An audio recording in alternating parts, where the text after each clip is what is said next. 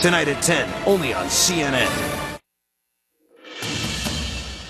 Instances of using blackface have now turned up inside a Louisiana police department. Baton Rouge's police department is now apologizing after this photo from an old yearbook was posted online. The officers in said photo were working in an undercover operation at the time the photo was taken back in 1993. CNN's Martin Savage is with me now to try to explain perhaps a bit further. I know the police chief just addressed this. What was said?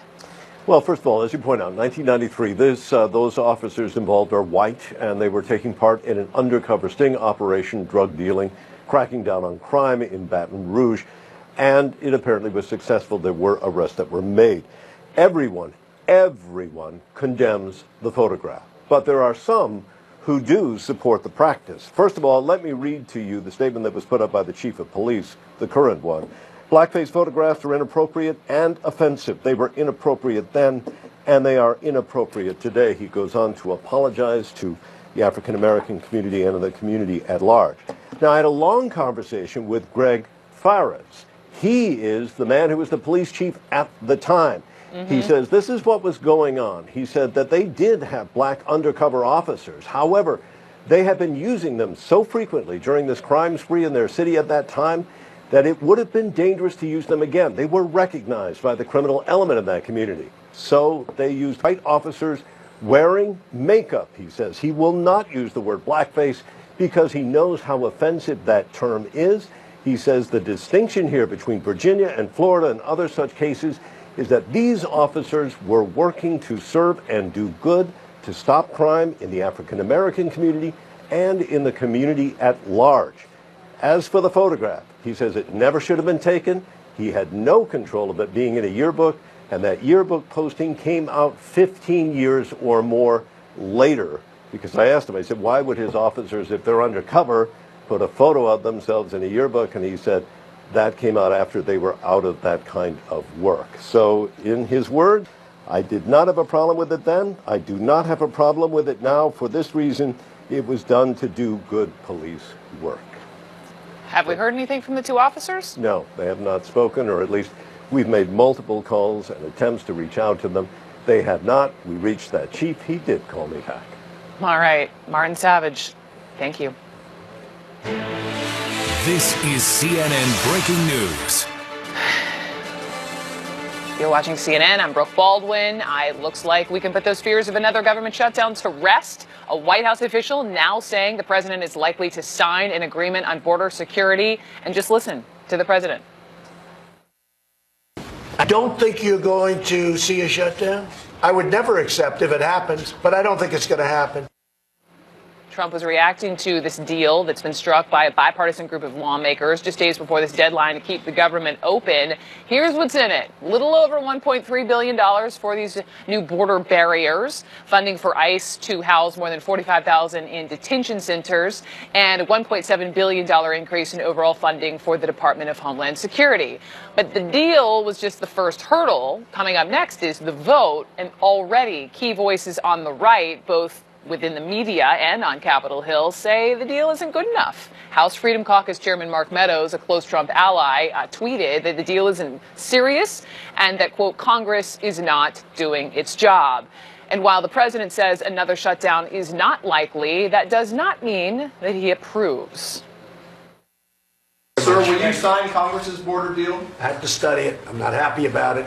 It's not doing the trick.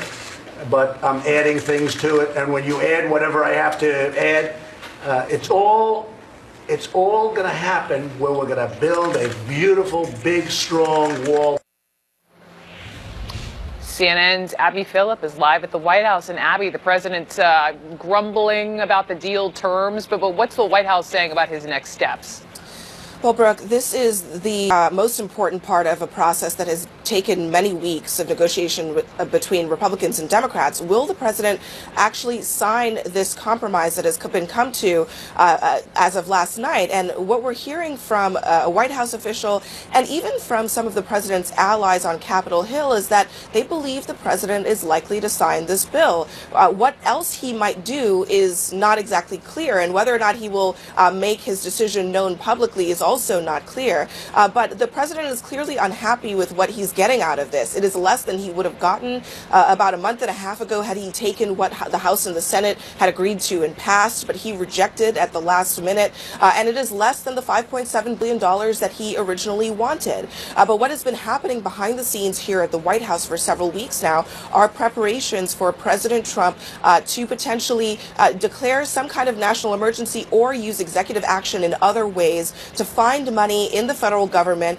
to build the wall without Congress. Now, that is, for a lot of conservatives, the better option. They don't think that this bill is enough, but if they add it to money that the federal government has in other areas that the president could use to build the wall, then that might be a better outcome for President Trump. But for now, it seems that the president has yet to make this decision final, but it seems that many people close to him believe that he's likely to go forward and sign it, though they, of course, caution, as they always do with President Trump, that nothing is final until it's final, Brooke. Until he signs the deal. Abby, thank you very much for the update. The review, though, is mixed among Republicans on Capitol Hill. Some conservatives are trashing it. Others, like Senate Majority Leader Mitch McConnell, are saying this. First of all, I hope he signs the bill. And second, I think he ought to feel free to use whatever tools he can legally use to enhance his effort to secure the border. CNN political director David Chalian is live in Houston for me. And David, you know, we all saw the influence of the right-wing pundits and the lawmakers on the president the last time. But the White House, you just heard Abby report it out, you know, saying that he will likely sign this bipartisan deal. Do you think that the political risks of a second government shutdown would just be too much for the president to take? I think that's clearly the calculation, Brooke, right? I mean, he had to make a risk here. Go out there and say, yeah, I'm going to sign this, but I'm not happy about it. Will that be enough to convince my conservative base that I'm really not happy about this? But there would be a greater risk at sort of offending or less of a risk offending them than there would be in actually engaging in another government shutdown. This is what I find so fascinating. If you go back to December, when he sat there with Chuck Schumer and Nancy Pelosi and said he would own the shutdown and it was worth shutting it down over getting his border wall promise in place. Look at the evolution of Donald Trump in that time. I feel like what we're seeing now, it seems to me, is a realization of the new world order in Washington with Democrats in control of one branch and the political pain that he clearly saw in the polls from the 35-day longest shutdown in history. He does not want to revisit that. He mentioned, or he certainly he doesn't, but the president is considering other options, right, to get this full funding for his wall. We heard Mick Mulvaney calling them pots of money. What other options would the president even have now?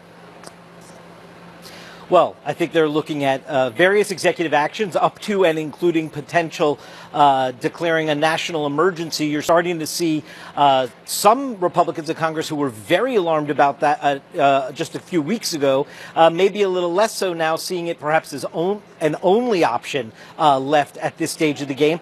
But you're right. The president continues to say every option's available to him. What is crystal clear, I think, from these moments, and again, until he signs it and that ink is dry, we remain in a fluid situation. We always have to caveat that here. But if it is indeed moving towards his signature, what I think is clear is he sees zero more option for getting actual appropriations out of Congress for his proposed wall. Okay, so as he's, talking to the press about how he's feeling about this bipartisan deal, he also talks about Congresswoman Ilhan Omar. And so I wanted to ask you about this. He weighing in about her anti-Semitic tweet that earned her bipartisan criticism. So here was the president. Congressman Omar is terrible, what she said. And I think she should either resign from Congress or she should certainly resign from the House Foreign Affairs Committee.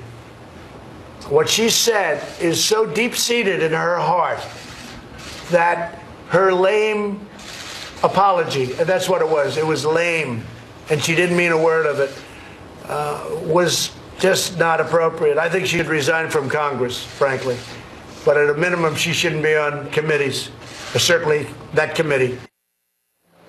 So again, the whole grab them by the and the S-hole countries and the Trail of Tears tweet and the good people on both sides in Charlottesville and the Muslim ban. I mean, is this the messenger to deliver this sort of message?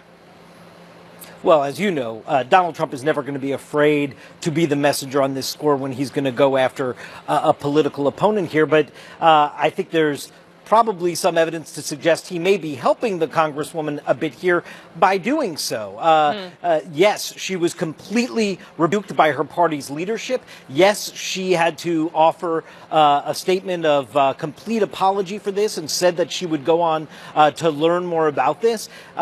And of course, we wait to see further actions and rhetoric from her to see if that is true. But now to have the president say she should resign, that's only going to help embolden her to her supporters. She's going to be able to utilize that politically to fortify her own base of support as she goes through this process with her party leadership. I've got to ask you about why you're in Houston, pivoting to 2020 here. Tonight, Starbucks chairman Howard Schultz will go directly before the voters in a CNN town hall. But recent CNN polling shows that while millions may love Starbucks coffee, a whopping 46% have never even heard of the man. So aside from name recognition, what is his biggest challenge this evening?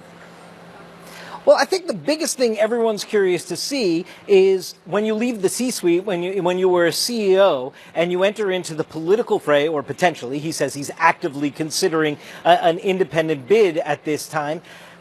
How, without that sort of protection of the executive suite, how is he one-on-one with voters? And I think that is going to be one of the big questions. We've seen him do a bunch of interviews. We've seen a lot of the criticism, especially from the left. And Democrats concerned that his presence in this race as an independent could potentially make it easier for Donald Trump to get reelected. He refutes that talk, of course. But what we haven't seen yet is what is it that a Schultz candidacy, if one were to come to be, would animate the American public, would allow people to sort of grab on and build a force of support behind him. I think tonight's going to be one of the real first opportunities for America, not only to meet him and get introduced to him, as you said, a lot of people don't know him, but also what is this independent bid about if it does come to be? What is the animating force for it? And I think that's his challenge tonight, is to show what that would be. All right, let me remind everyone, the town hall is tonight with Howard Schultz live from Houston, Poppy Harlow moderating. It is 10 p.m. Eastern right here on CNN. David Chalian, my thanks to you. Just in perhaps the latest sign that congressional Democrats are preparing to dig into every part of President Trump's life. The House Judiciary Committee just hired 2 high-powered attorneys who've not only been very critical of Trump, they have previously advocated for his impeachment. Manu Raju, CNN's senior congressional correspondent, is on the Hill for us, and these men have, serious legal chops. Who are they, Manu, and what role will they play? Well, Norm Eisen, who's a longtime ethics watchdog who helped co-found the left-leaning group Crew and former Obama administration lawyer, is one of the hires. The other, Barry Burke, a high-powered criminal defense attorney, also hired by the House Judiciary Committee. These 2 men have generating a lot of interest for one reason, because in the past they have written about and they have advocated for the impeachment of the president, even suggested the possible indictment of this president for obstructing justice, even recently writing of the president.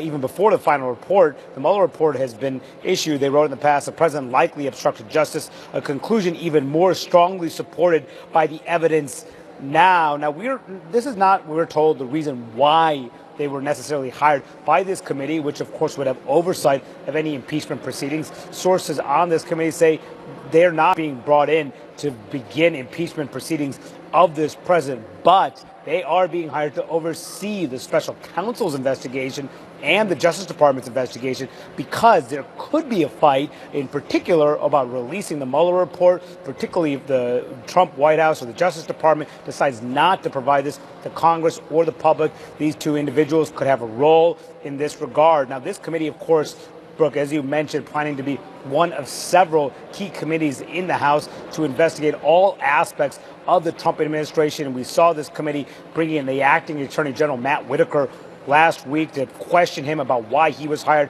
his handling of the Mueller probe. Expect that to continue. Expect Matt Whitaker to appear again, this time behind closed doors, to answer questions. Among the number of things that this committee wants to do, these 2 individuals will help do to oversee the Justice Department, the Mueller investigation, and anything else that comes from it. Brooke? Got it. Manu, thank you very much. Manu Raggio on Capitol Hill. Meantime, breaking news. Back in New York, Mexican drug lord El Chapo guilty on all counts. The reaction inside that Brooklyn courtroom, and why did it take the jury more than 30 hours to reach the verdict? Also still ahead, days ahead of their second summit, what a top U.S. general is revealing about North Korea's nuclear program.